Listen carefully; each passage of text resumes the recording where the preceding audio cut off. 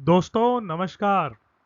दोस्तों आज के इस वीडियो में हम बात करेंगे भारतीय साक्ष्य अधिनियम के सेक्शन 1 से लेके 14 तक। तो ये जो सेक्शंस हैं, these are the foundation of the entire evidence act. इसमें काफ़ी इंपॉर्टेंट चीज़ें बताई गई हैं। तो आज के इस वीडियो में हम इन सारी चीज़ों को डिस्कस करेंगे, सेक्शन 1 से लेके सेक्शन 14 तक। और हम कुछ इंपॉर्टेंट डेफिनेशंस देखेंगे, और जो सेक्शन 3 से लेके सेक्शन 14 तक रेलिवेंसी ऑफ फैक्ट्स से रिलेटेड जो टॉपिक है उसको हम देखेंगे। और दोस्तों मेरी आपसे रिक्वेस्ट है कि आप इस वीडियो को देखते समय बेयर एक्ट को अपने साथ रखें, क्योंकि मैंने बहुत सारी जगह इलिस्ट्रेशन डाली है। और क्योंकि एक्ट में बहुत सारी इलिस्ट्रेशंस हैं, तो सारी इलिस्ट्रेशन डालना एक ही पावर पॉइंट प्रेजेंटेशन में पॉसिबल नहीं है। तो आप बेयर एक्ट को साथ लेके बैठें। We will try to discuss all the illustration, but जहां बहुत ज़्यादा इलिस्ट्रेशन है तो शायद because we have to manage the time also, I will skip some illustrations if time does not allow me, but otherwise we will try to discuss all the illustrations in the provided along with the section. Right? तो देखते हैं हम कि आज के इस video में हम क्या क्या डिस्कस करने वाले हैं। तो दोस्तों सबसे पहले हम देखेंगे इस एक्ट के अंदर इंपॉर्टेंट डेफिनेशंस। दूसरा हम देखेंगे सेक्शन 3 से लेके सेक्शन 14, यानी कि this is part 1 according to the evidence act, and this is a partial part of part 2। वैसे तो पार्ट 2 जो है वो बहुत बड़ा है, आई थिंक सेक्शन 50 तक है एविडेंस एक्ट के, but we will discuss in this video only section 3 to 14, right.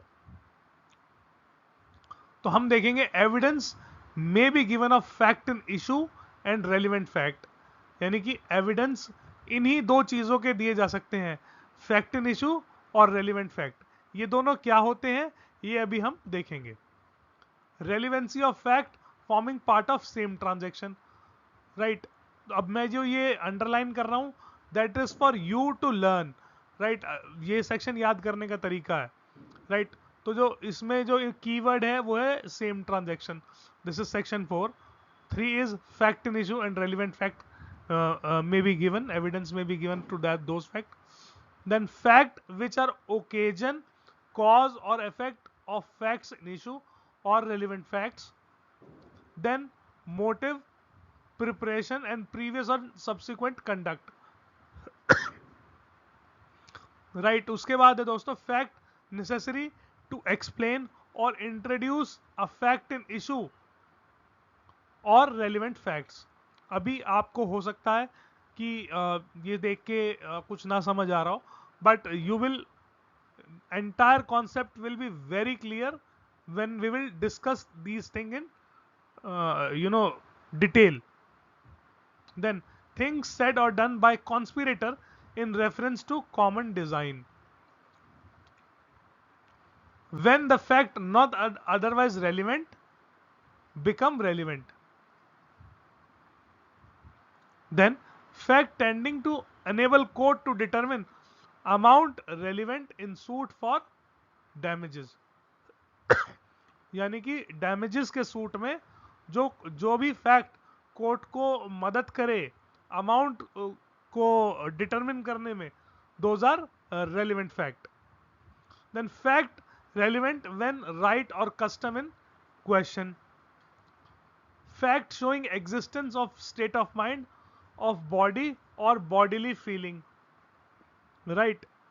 Fact bearing on question whether act was accidental or incidental. And last is existence of course of business when relevant, right. तो ये सारे section हम आज के video में discuss करेंगे। बहुत interesting video रहेगा, प्लीज पूरा देखिएगा। तो भाई सबसे पहले देखते हैं सेक्शन 1 क्या कहता है। सेक्शन 1 कहता है this act will be called भारतीय साक्ष्य अधिनियम 2023। राइट। तो ये पुराना जो इंडियन एविडेंस एक्ट है उसको इसने रिप्लेस किया है। उसके बाद जो इसमें इंपॉर्टेंट बात है दोस्तों, वो ये है कि ये दो जगह पे एप्लीकेबल नहीं होता है। पहला, it applies to all judicial proceeding, सभी जुडिशियल प्रोसीडिंग पे लागू होगा। इन और before any court including court martials, court martial पे भी इंक्लूड होगा, बट दो जगह ये एप्लीकेबल नहीं होगा। Not to affidavit presented to any court और officer, nor to proceeding before an arbitrator. तो यहां आर्बिट्रेटर के ऊपर ये एप्लीकेबल नहीं होगा और एफिडेविट के ऊपर ये एप्लीकेबल नहीं होगा। तो ये दो जगह है जहां पे ये एक्सक्लूजन है, राइट। उसके बाद है दोस्तों, अब डेफिनेशन शुरू हो गई हैं। तो सबसे पहले डेफिनेशन है कोर्ट की। तो ऑल जजेस and magistrate and all persons legally authorise to take evidence, यानी कि जो भी व्यक्ति एविडेंस ले सकता है वो कोर्ट है, चाहे वो जज हो, मैजिस्ट्रेट हो, या कोई इंक्वायरी कमीशन हो, तो उसकी पावर वही कोर्ट वाली रहती है, राइट। बट आर्बिट्रेटर को ये पावर नहीं दी गई है, राइट। उसके बाद कॉन्क्लूसिव प्रूफ, ये इंपॉर्टेंट है। Means when one fact is declared by this अधिनियम to be conclusive proof of another, the court shall on proof of one fact regard the other as proved and shall not allow evidence to be given for the purpose of disproving it, right। इसका मतलब ये है कि अगर दो चीजें जैसे connected है, राइट, तो उसमें अगर एक चीज प्रूव हो गई ना, फिर दूसरी चीज का एविडेंस देने की जरूरत नहीं है, कोर्ट मान के चलेगा कि ये दूसरी चीज भी हुई है, राइट। जैसे कि आप समझिए इस चीज को, हम थोड़ा एक जनरल तरीके से समझते हैं कि if a person is born he will certainly die. कोई ताकत ही नहीं है जो उसको रोक सके प्रोसेस को, डेथ को। तो if somebody is born, that person will die. So a birth of a person is conclusive proof that he will die, right? So if I prove that this person has born, then court will certainly presume that this person will die, right। अब इस चीज का आप evidence नहीं दे सकते कि ये बंदा मरेगा नहीं, राइट। सो दिस इज, ये सिर्फ मैं समझाने के लिए कह रहा हूं, this is not an evidence act, right. So disproved, disproved का क्या मतलब होता है? Disproved in relation to fact means when after considering the material before it, the court either believes it does not exist or considers its non-existence so probable that a prudent man ought, under the circumstances of particular case, to act upon supposition that it does not exist। यानी कि आपके सामने, court के सामने कोई किसी case के facts आए और उस फैक्ट के बाद, मतलब वो जो फैक्ट्स कोर्ट के सामने आए उसके बाद जो कहानी नरेट की गई, उससे कोर्ट को ये लगता है यार ये नहीं हो सकता, ये नहीं हुआ होगा,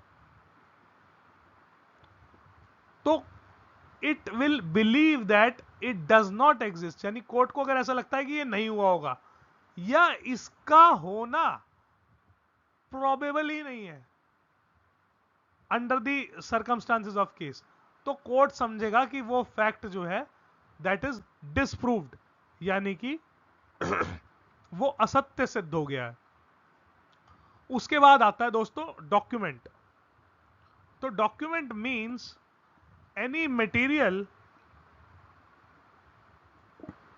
means any matter expressed or described or otherwise recorded upon any substance by means of letters, figures, marks or any other means, or by more than one of these means intended to be used or which may be used for purpose of recording the matter and includes electronic and digital records.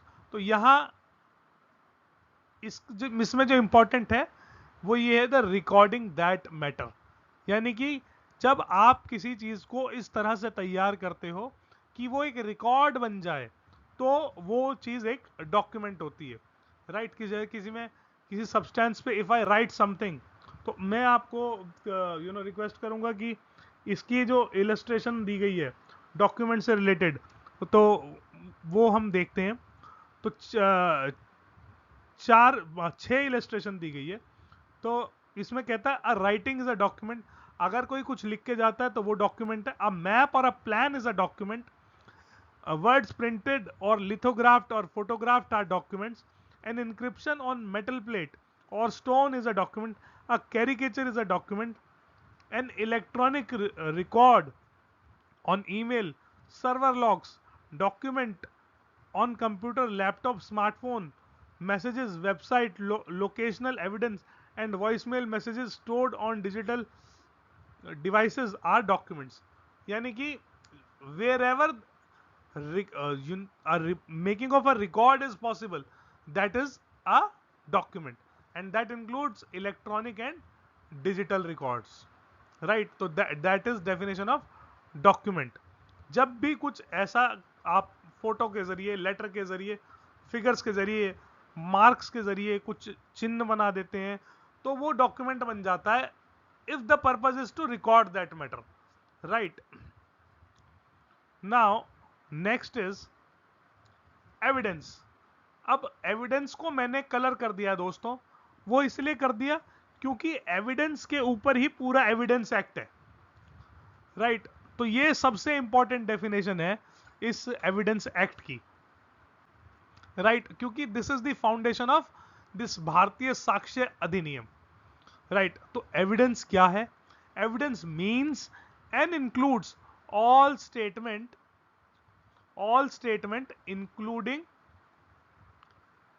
Statement given electronically which the court permits or requires to be made before it by witness in relation to matter of fact under inquiry। यानी कि सारी statement चाहे वो electronically दी गई हो जो court permit करता है, और required to be made before it, यानी कोर्ट के सामने दी जाने वाली स्टेटमेंट ही एविडेंस होती है, by witnesses in relation to matter of fact under inquiry. यानी जिस फैक्ट की कोर्ट छानबीन कर रहा है उससे जुड़ी जो भी इंफॉर्मेशन गवाह देता है, that is evidence. And such statement are called oral evidence, और उन चीजों को ओरल एविडेंस कहा जाता है, right. All document including electronic digital records produced for inspection of court and such document are called documentary evidence. यानी कि जैसे मानिए किसी का मर्डर हो जाता है, तो जो उसके विटनेसेस हैं उन्होंने क्या देखा that becomes relevant because that is the fact under inquiry before court, and whatever the witness state, that is oral evidence, वो ओरल एविडेंस है। अब ऐसे ही कोई चीज जो कोई डॉक्यूमेंट है, राइट, कोई जैसे कोई सुसाइड कर लेता है और उसमें वो किसी को कहता है कि इस फलाने व्यक्ति ने मुझे बहुत परेशान किया और इसकी वजह से मैं जो है सुसाइड कमिट कर रहा हूं, so that letter becomes documentary evidence because it is produced for inspection of court and such document are documentary evidence, right. अब इस सेक्शन की भी कुछ और भी रिक्वायरमेंट है इसके अंदर। इसमें एक दो चीजें और भी हैं दोस्तों। Fact means and include anything, state of things or relation of thing capable of being perceived by senses, any mental condition of any fact which any person is conscious. तो फैक्ट का क्या मतलब होता है? फैक्ट मतलब कोई भी thing या स्टेट ऑफ थिंग या relation of thing capable of being perceived bye senses, यानी कि जो आप महसूस कर सकते हैं. सपोज आपने किसी को टच किया, यानी जो भी आप 5 सेंसेस से गेन कर सकते हैं, देखना, सुनना और फील करना, स्मेल करना, वो जो भी सब आपने एक पर्सन कर सकता है 5 इंद्रियों से अपनी, वो सब कुछ एक फैक्ट है. अ mental condition of which any person is conscious, right? So that is a fact. Now, it is also very important is fact in issue. Fact in issue है दोस्तों, means and includes any fact from which either by itself or in connection with other fact the existence or non-existence, nature or extent of any right, liability, disability asserted or denied in any suit or proceeding necessarily follows. Right? अब इसका मतलब ये हुआ, fact in issue का मतलब ये हुआ, fact in issue का सिंपल मतलब ये हुआ कि जिस चीज पे डिस्प्यूट है दो पार्टीज के बीच में, that is fact in issue. मैं कहता हूं कि ये जगह मेरी है और एक सामने वाला व्यक्ति कहता है ये जगह मेरी है. So that is fact in issue कि भाई ये जगह है किसकी, इसकी है, ए की है या बी की है या किसी तीसरे की है. That is fact in issue.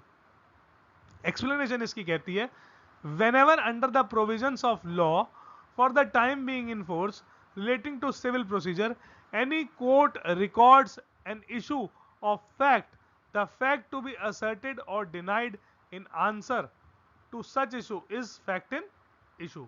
right? कि जब आपको ये प्रूफ करना है कि कोई चीज आपकी है या किसी और व्यक्ति की है, that is the fact in issue. Now let us see some more definitions. Now first is may presume. This is very important. Whenever it is provided by this adhiniyam that court may presume a fact, it may either regard such fact as proved unless and until it is disapproved or may call for proof of it.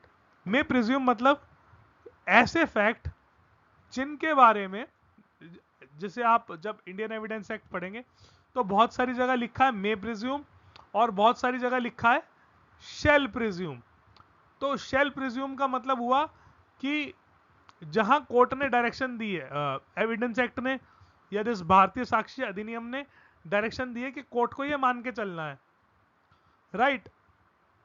तो वहां court मान के चलेगा.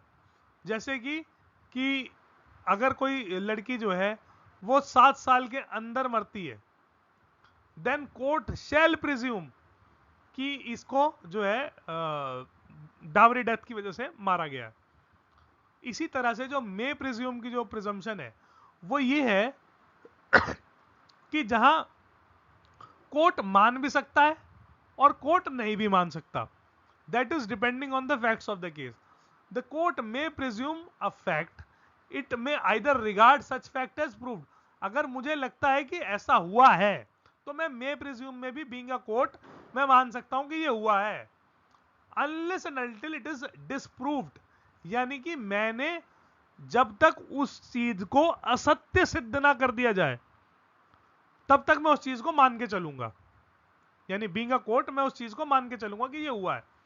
और ये मेरी discretion है court की कि मैं उस चीज का भले ही मैं मतलब मान सकता हूं कि ये चीज हुई होगी, बट मैं फिर भी जिसको ये प्रूफ करना है पार्टी को, उसको मैं डायरेक्शन दे सकता हूं कि आप इस चीज को प्रूफ करिए, right? It the court may call for proof of it. उसके लिए कोर्ट प्रूफ मांग सकता है. तो ये जो प्रिजम्पशन है ना मे प्रिज्यूम वाली, that is not favouring the complainant.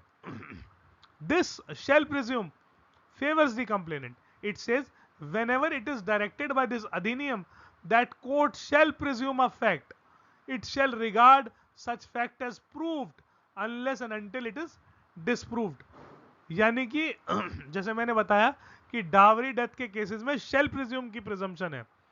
तो अगर कोई लड़की 7 साल के अंदर मरती है अननेचुरल सर्कमस्टेंसेस में, तो कोर्ट ये मान के चलेगा कि भाई साहब इसको जो है इसकी डावरी डेथ हुई है 304B में under the Indian penal code, not in the BNS, right.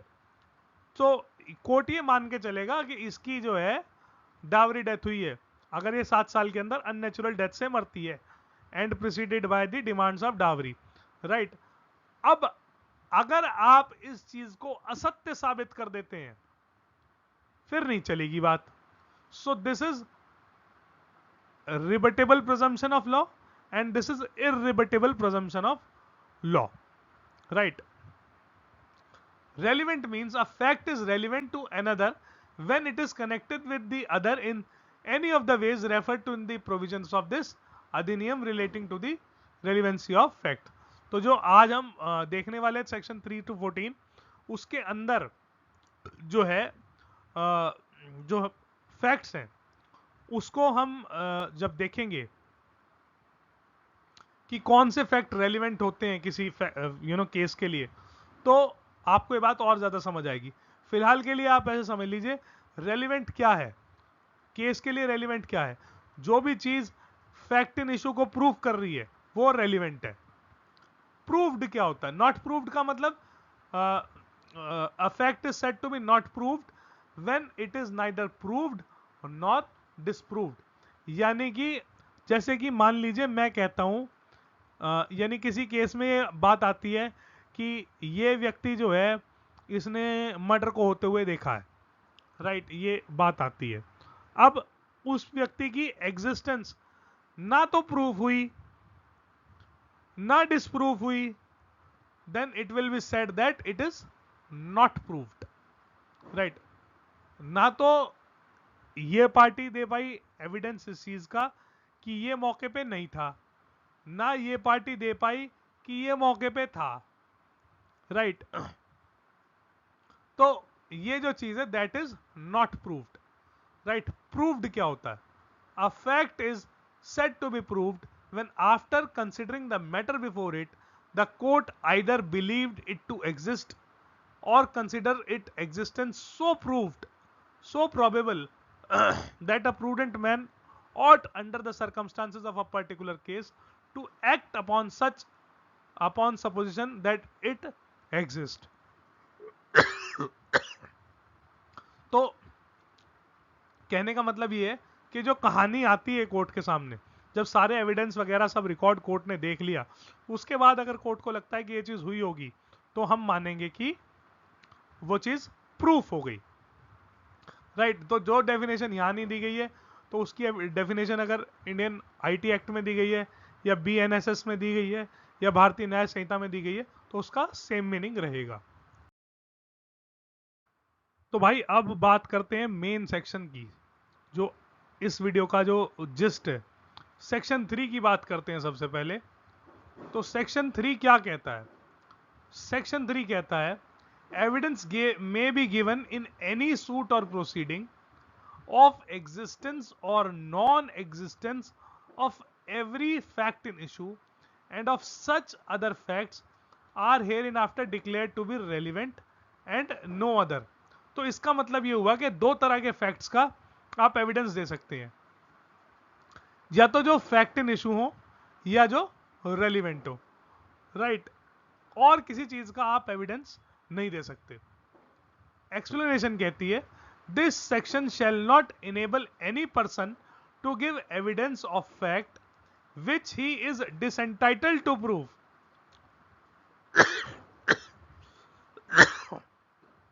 by any provision of law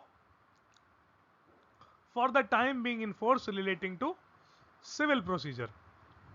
यानी कि जिस चीज को आपको कानून आपके ऊपर एक रिस्ट्रिक्शन लगा दे कि आप इस चीज को प्रूफ नहीं कर सकते, तो उस चीज को आप प्रूफ नहीं कर सकते। इसकी इलस्ट्रेशन दी गई है दोस्तों। पहले हम इलस्ट्रेशन ए देखते हैं, फिर उसके बाद हम देखते हैं illustration B. A is tried for murder of B by beating him with a club with intention of causing his death. अब A के ट्रायल पे following facts are in issue.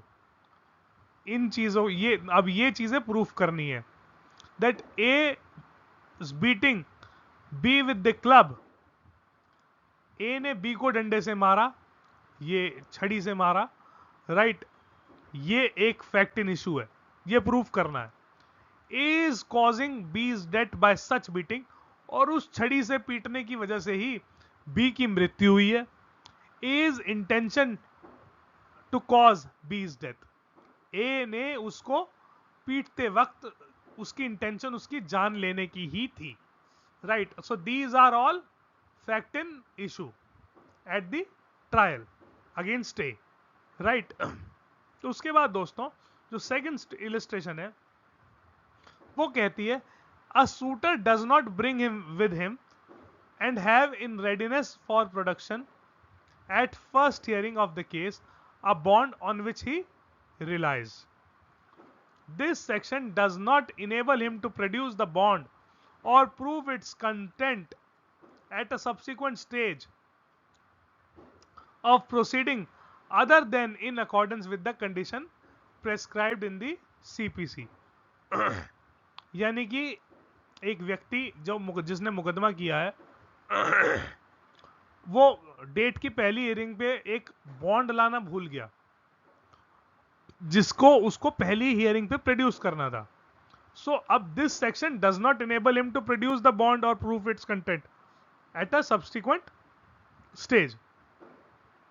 इसको आप एक और तरीके से समझ सकते हैं, एक और मैं एग्जांपल देता हूं outside this illustration. That is कि अगर मान लीजिए कि कोई व्यक्ति है, एस्टॉपल का जो प्रिंसिपल है कि अगर आपको कोई व्यक्ति किसी जगह कोई जगह देता है जिसका पोजेशन वो आपको देता है एज अ किराएदार, यानी वो आपको उसमें किराएदार बिठाता है और later on you find out that he is not the owner of that place, somebody else is the owner, but आपको किराएदार उसी ने बिठाया है। and now later on that person asks you to vacate the place। now you cannot say कि ये व्यक्ति इस जगह का ओनर नहीं है। that is because the laws of estoppel के कानून से आप ऐसा नहीं कह सकते, क्योंकि आपको किराएदार उसने बिठाया है, आपके लिए लैंडलॉर्ड वही रहेगा, चाहे वो ना हो उसका लैंडलॉर्ड, उसका ओरिजिनल मालिक उसको भगा दे, लेकिन आप नहीं कह सकते ये बात। That is the law of estoppel, right. So let us see now section 4। देखते हैं सेक्शन 4। सेक्शन 4 क्या कहता है? Now this is very important. पहले ये सेक्शन 6 था इंडियन एविडेंस एक्ट में, now it is section 4। So what does it says? Facts which दो नॉट इन इशू, यानी कि वो बिल्कुल मेन फैक्ट नहीं है, but are so connected with fact in issue और relevant fact as to form part of same transaction are relevant whether they occurred at same time or place or at different times or place। अब ये जितने word मैंने underline किए हैं they are important. Forming part of same transaction, that is called res गेट से। Res RES गेट से, राइट। ये रेस गेट से का प्रिंसिपल है, राइट, कि जो भी चीज सेम ट्रांजैक्शन में हुई है वो सब चीज को प्रूफ किया जा सकता है, राइट। इलिस्ट्रेशन से समझेंगे तो आपको ज्यादा अच्छा समझ आएगा। It says A is accused of murder of B by beating him। पीट के मारने का वो दोषी है। Whatever was said or done by A or B or bystanders at the beating so shortly before or after it to form part of transaction is a relevant fact. अब यहां पे देखिए कि दो लोगों का झगड़ा हो रहा है, ए और बी का झगड़ा हो रहा है, और ए झगड़े में बी का मर्डर कर देता है। तो अब उस वक्त पे ए क्या बड़बड़ा रहा था, या बी क्या बोल रहा था, या जो वहां भीड़ लगी थी वो भीड़ में लोग क्या बोल रहे थे, दैट इज रेलिवेंट फैक्ट। उसके बाद आती है दोस्तों illustration B. A is accused of waging war against government of India by taking part in armed insurrection in which property is destroyed, troops are attacked, jails are broken open. The occurrence of these facts is relevant, forming part of general transaction, though A may not have been present at all of them. अब ए के ऊपर आरोप है कि ए ने भारत सरकार के against युद्ध छेड़ दिया, ठीक है। तो अब इसमें जो है बहुत सारी प्रॉपर्टी डिस्ट्रॉय हुई, सैनिकों पे हमला हुआ, जेलों के ताले तोड़ दिए गए, बहुत सारे चीजें हुई। Now these are all forming part of general transaction, क्योंकि मान लीजिए कि उस व्यक्ति के इंस्टिगेशन पे सब कुछ हुआ, तो भले ही ए सब जगह पे खुद मौजूद नहीं था, फिर भी उसको इन सब चीजों का दोषी समझा जाएगा। That is forming part of same transaction. Now let us see illustration C. A sues B for libel contained in letter forming part of correspondence. Letters between the parties relating to subjects out of which the libel arose and forming part of correspondence in which it contained are relevant fact, though they do not contain the libel itself. ये तो civil से related हो गया कि label होता है basically defamation, defamatory remark. तो वो सारे जो लेटर ऑफ कॉरेस्पॉन्डेंस है, they are relevant in the when, जब ए का जो सूट होगा बी के अगेंस्ट लिबल का, तो वहां ये सारे लेटर रेलिवेंट हो जाएंगे। उसके बाद दोस्तों आती है illustration D. The question is weather certain goods ordered from B were delivered to A. The goods were delivered to several intermediate persons successively. Each delivery is a relevant fact. तो मान लीजिए कि A के पास कोई चीज आनी थी through various channels, बहुत सारे लोगों के जरिए होके ए के पास एक चीज आनी थी, तो उन सारे लोगों के पास वो चीज आई है। This is a relevant fact, right.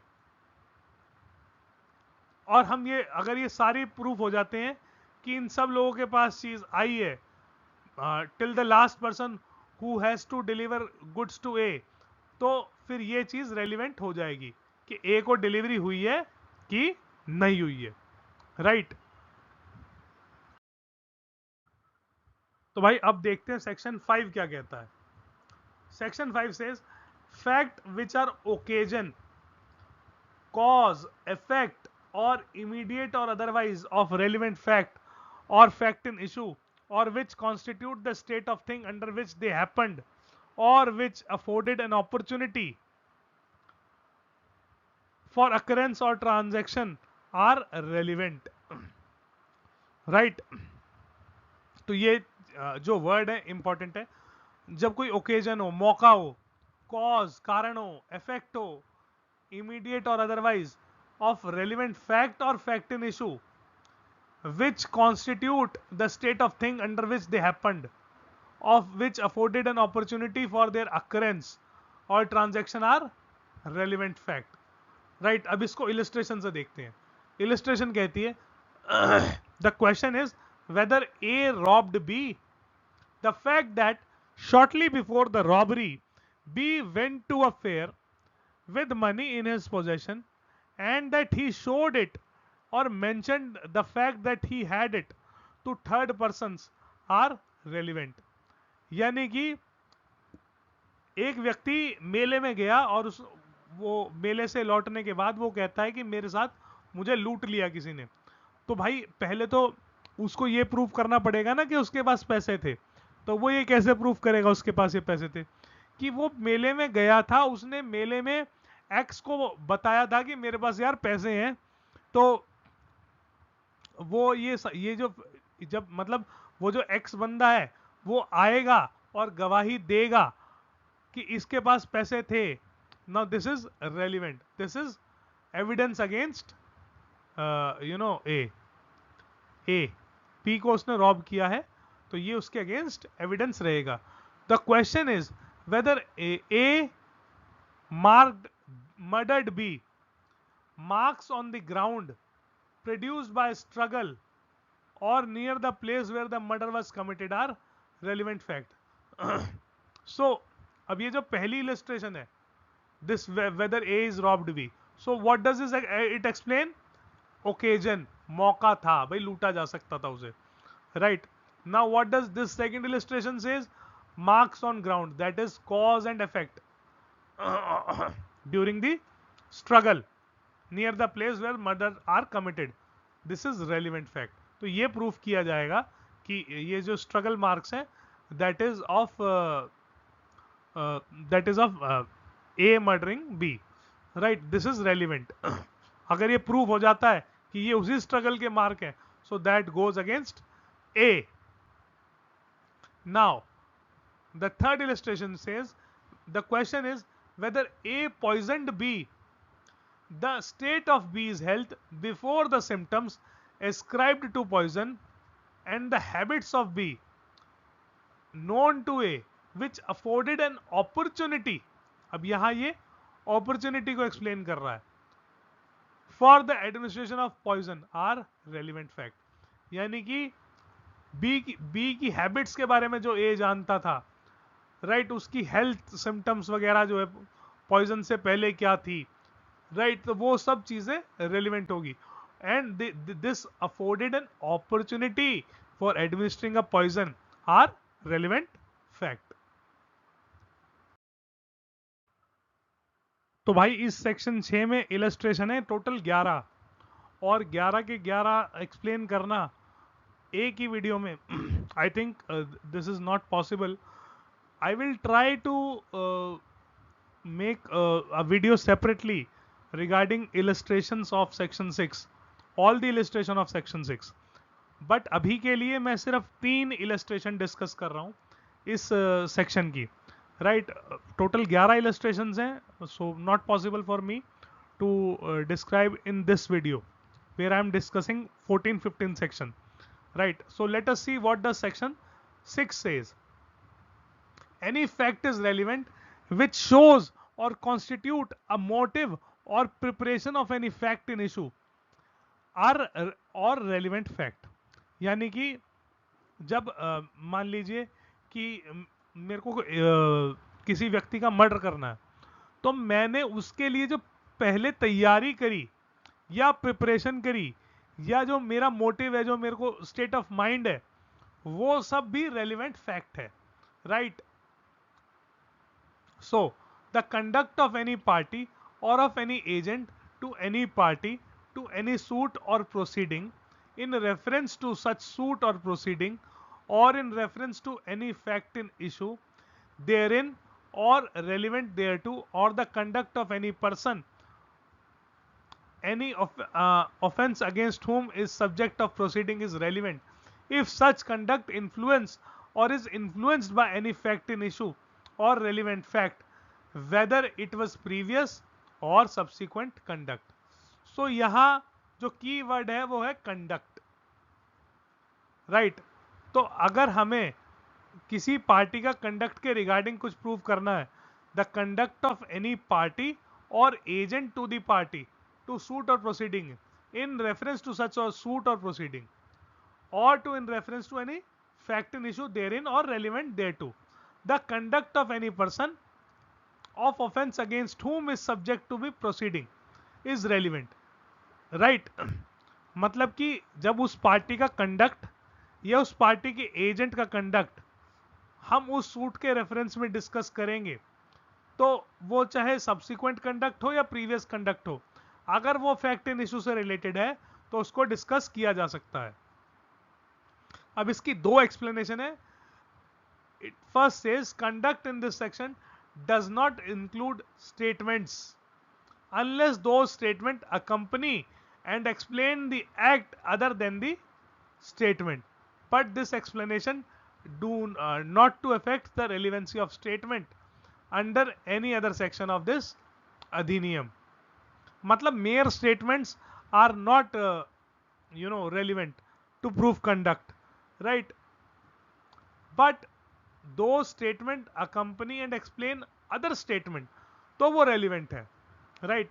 But this explanation is not to affect the relevancy of statement under any other section of the अधिनियम, यानी कि किसी और सेक्शन में अगर वो relevant है, even then they can read out. When the conduct of any person is relevant, any statement made to him or in his presence or hearing which affect such conduct is relevant.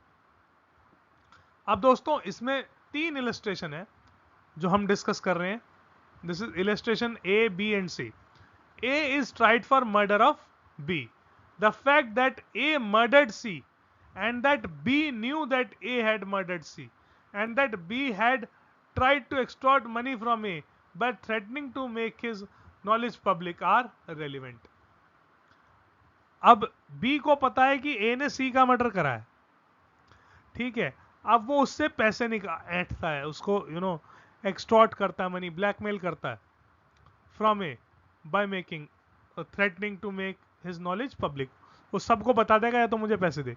तो ये fact relevant है. अगर कभी later on उसका कोई B से पंगा हो जाता है, वो बी का मर्डर कर देता है, तो वो ये सारी चीजें प्रूव कर सकता है, right? This is his defence, right? B illustration says A sues B. अब यहां देखिए, this is basically showing the conduct of B in this illustration, right? A sues B upon a bond for payment of money. B denies making of the bond. The fact that at the time when bond was alleged to be made, B required money for a particular purpose is relevant. A B को स्यू करता है कि भाई मेरे पैसे दे. B कहता है मैंने तो बॉन्ड ही नहीं बनाया तेरे लिए, ठीक है. अब ये फैक्ट प्रूव करते हुए A ये प्रूव कर देता है कि उस वक्त B के घर में कोई शादी थी और B को पैसे की जरूरत थी. This is relevant to show कि इसने बॉन्ड बनाया था. A is tried for murder of B by poison, right? अब ये इसमें अगर आप देखेंगे बी इलस्ट्रेशन में, this is previous conduct basically. A is tried for murder of B by poison. The fact that before death of B, A procured poison similar to that which was administered to B is relevant. Now this is motive and preparation, right? Motive और preparation ये explain करता है कि इसने preparation की है इसको मारने के लिए, राइट? इसने पहले वही पॉइजन खरीदा जो बी की बॉडी में पाया गया. सो this is relevant fact, right?